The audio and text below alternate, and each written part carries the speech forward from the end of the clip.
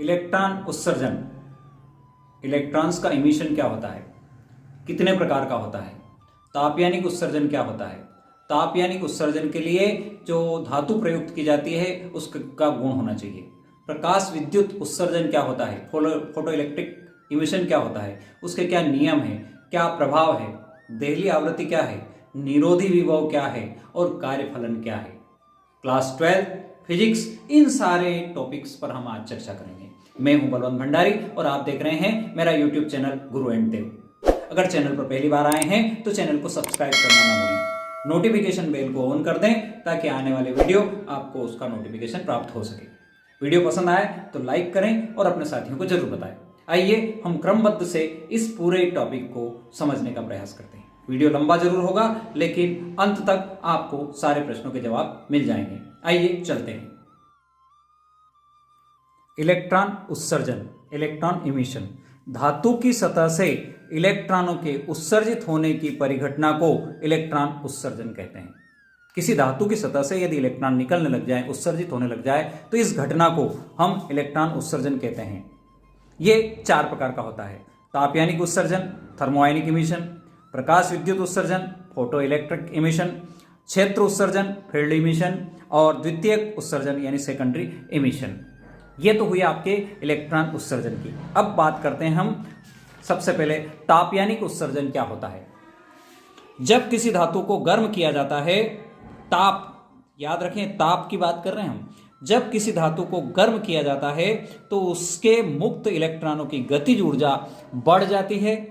जो ही मुक्त इलेक्ट्रॉनों की गतिज ऊर्जा धातु के कार्यफलन से अधिक हो जाती है, वे धातु की सतह को छोड़कर बाहर निकलने लगते हैं। धातु की सतह से इलेक्ट्रॉन बाहर निकलने लगते हैं। इस परिघटना को तापयानिक उत्सर्जन कहते हैं। यह कह सकते हैं परिभाषा के रूप में, किसी धातु को गर्म करने पर उसकी सतह से इलेक्ट्रॉनों का उत्सर्जन होने की घटना को तापयानिक, थर्मोआयनिक इमिशन कहते हैं। उत्सर्जित होने वाले इलेक्ट्रॉन तापायन क्या कहलाते हैं, तापायन कहते हैं या थर्मी आयंस कहलाते हैं। ये तापीय इलेक्ट्रॉन्स कहलाते हैं।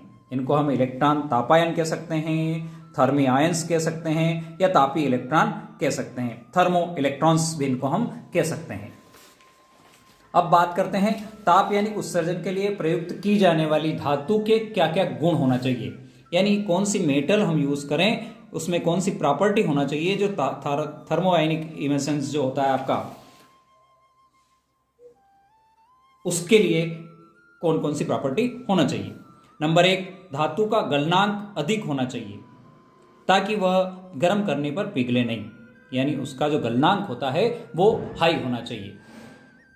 धातु का कार्यफलन कम होना चाहिए, गलनांक अधिक और कार्यफलन कम होना चाहिए ताकि कम ताप पर गर्म करने पर भी उसमें से इलेक्ट्रॉन अधिक संख्या में उत्सर्जित होने लगे। यहाँ पर हमने एक प्रयोग द्वारा दिखाया, एक धातु है जिसको यहाँ से हीट दी, हमने गर्म किया तो यहाँ से इलेक्ट्रॉन उत्सर्जित होने लगते हैं, यानी ये तापायन यहाँ से बाहर निकलने लगते हैं। अगली परिभाषा की ओर चलते हैं। प्रकाश विद्युत उत्सर्जन क्या होता है। प्रकाश विद्युत उत्सर्जन, फोटो इलेक्ट्रिक इमिशन। पहले वाले प्रश्न में हमने तापयानिक पढ़ा था, अब पढ़ रहे हैं प्रकाश। जब धातु सतह पर उपयुक्त आवृत्ति का विकिरण आपतित होता है, प्रकाश विकिरण की बात कर रहे हैं, तो उस धातु की सतह से इलेक्ट्रॉन उत्सर्जित होने की परिघटना को प्रकाश विद्युत उत्सर्जन कहते हैं। किसी धातु की सतह पर उपयुक्त फ्रीक्वेंसी, उपयुक्त आवृत्ति का प्रकाश विकिरण हमने अगर डाला और यदि वहां से इलेक्ट्रॉन उत्सर्जित होने लग जाए तो यह कहलाता है प्रकाश विद्युत उत्सर्जन।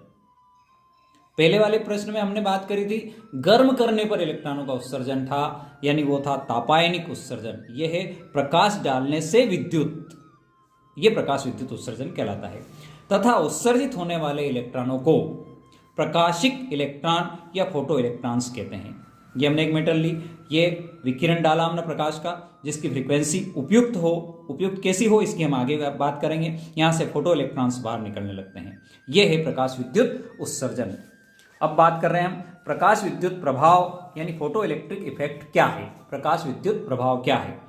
जब किसी धातु सतह पर उपयुक्त आवृत्ति का विकिरण, यानी पिछला जो बात करी हमने वही लगभग सेम है, उपयुक्त आवृत्ति का विकिरण आपतित होता है तो उस सतह से इलेक्ट्रॉन उत्सर्जित होने लगते हैं। इस परिघटना को प्रकाश विद्युत प्रभाव कहते हैं। वहां पर हमने बात करी थी प्रकाश विद्युत उत्सर्जन और यहां बात कर रहे हैं प्रकाश विद्युत प्रभाव, यानी वही घटना, इस परिघटना को हम प्रकाश विद्युत प्रभाव कहते हैं।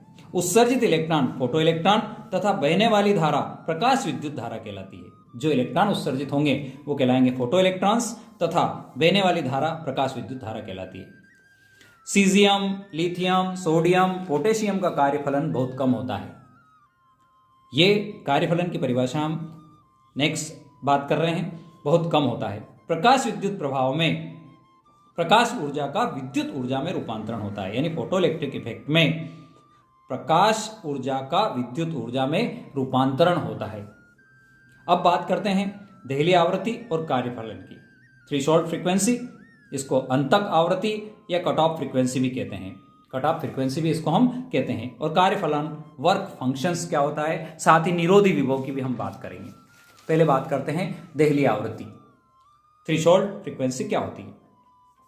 उस न्यूनतम आवृत्ति को, वह लोएस्ट फ्रीक्वेंसी को देहली आवृत्ति थ्रेशोल्ड फ्रीक्वेंसी कहते हैं, जिससे कम आवृत्ति के विकिरण से प्रकाश इलेक्ट्रॉन उत्सर्जित नहीं होते हैं। यानी इससे कम फ्रीक्वेंसी पर किसी धातु से इलेक्ट्रॉन का उत्सर्जन नहीं होता है, तो वो लोएस्ट फ्रीक्वेंसी क्या कहलाती है? देहली आवृत्ति कहलाती है। यहां पर कहा है चाहे विकिरण की तीव्रता कितनी हो, यानी it is not depend on तीव्रता, उसकी तीव्रता पर निर्भर नहीं करती है, यह आवृत्ति पर निर्भर करती है। अब आता है कार्यफलन।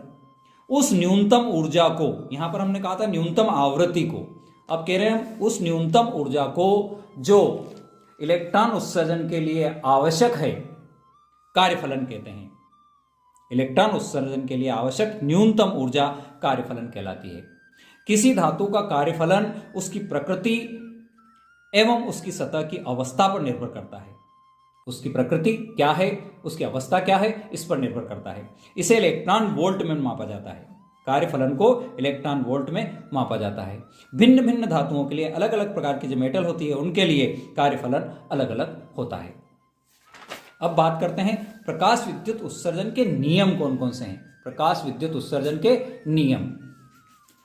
किसी धातु की सतह से प्रति सेकंड उत्सर्जित होने वाले प्रकाश इलेक्ट्रॉनों की संख्या, नंबर ऑफ इलेक्ट्रॉन्स जो उत्सर्जित हो रहे हैं, प्रकाश विद्युत धारा भी कह सकते हो आप उसको, आपतित विकिरण की तीव्रता के अनुक्रमानुपाती होती है।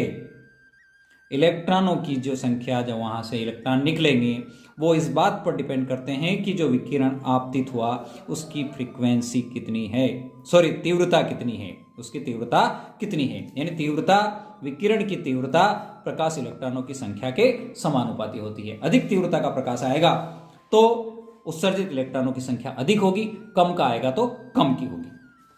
नंबर 2, दी गई धातु के लिए आपतित विकिरण की एक न्यूनतम आवृत्ति होती है।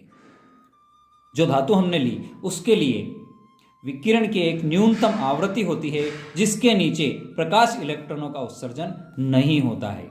ये देहली आवृत्ति की परिभाषा करी थी हमने। अर्थात देहली आवृत्ति की जो बात कर रहे हैं वहां आवृत्ति रिस्पॉन्सिबल है, जबकि निकलने वाले इलेक्ट्रॉनों की संख्या तीव्रता पर डिपेंड करती है। याद रखें, यहां पर तीव्रता इलेक्ट्रॉनों की संख्या को प्रभावित करती है और न्यूनतम आवृत्ति देहली आवृत्ति कहलाती है और उसके नीचे इलेक्ट्रॉनों का उत्सर्जन संभव नहीं है। तीसरा, उत्सर्जित इलेक्ट्रॉनों की गतिज ऊर्जा, काइनेटिक एनर्जी जो है वो आपतित विकिरण की आवृत्ति पर निर्भर करती है। आपतित विकिरण की आवृत्ति पर निर्भर करती है, अर्थात आपतित विकिरण की आवृत्ति गतिज ऊर्जा को प्रभावित करती है। चौथा, आपतित विकिरण और प्रकाश इलेक्ट्रॉनों के उत्सर्जन के मध्य कालपश्यता, टाइम लैग बहुत अल्प होता है, बहुत अल्प होता है। यानी वो कह सकते हैं 10⁻⁻⁹ सेकंड, 10⁻⁹ सेकंड की कोटि का होता है। इसको यूं भी कह सकते हैं हम कि लगभग नहीं के बराबर होता है। यानी जैसे ही आपतित विकिरण इस धातु की सतह पर आपतित हुए, वैसे ही जस्ट वहां से इलेक्ट्रॉनों का उत्सर्जन प्रारंभ हो जाता है। यानी कोई टाइम पश्चिता, काल पश्चिता वहां पर नहीं होती है। अब बात करते हैं निरोधी विभव की। इसकी निर्भरता क्या है उसकी भी हम बात करेंगे। प्रकाश विद्युत सेल में एनोड पर वह ऋणात्मक विभव, एनोड कैथोड जो होते हैं, यहां बात कर रहे हैं हम एनोड की, एनोड पर वह ऋणात्मक विभव जिस पर किसी आपतित प्रकाश के लिए प्रकाश विद्युत धारा शून्य हो जाए। यानी ऋणात्मक विभव पर जब किसी आपतित प्रकाश के लिए प्रकाश विद्युत धारा अगर जीरो हो जाती है तो निरोधी विभव कहलाता है। ये किस पर निर्भरता है इसकी? कैथोड पर आपतित प्रकाश की तीव्रता बढ़ाने पर निरोधी विभव पर कोई प्रभाव नहीं पड़ता है। यानी तीव्रता का निरोधी विभव के लिए कोई संबंध नहीं है। नंबर 2, कैथोड पर आपतित प्रकाश की आवृत्ति बढ़ाने पर निरोधी विभव बढ़ेगा। यानी आवृत्ति और निरोधी विभव के बीच संबंध है, आवृत्ति बढ़ेगी तो निरोधी विभव बढ़ेगा। और तीव्रता की हम बात करें तो तीव्रता बढ़ाने पर निरोधी विभव पर इसका कोई प्रभाव नहीं पड़ता है। वीडियो आखिर तक देखने के लिए बहुत बहुत धन्यवाद। ओके, जय जिनेंद्र।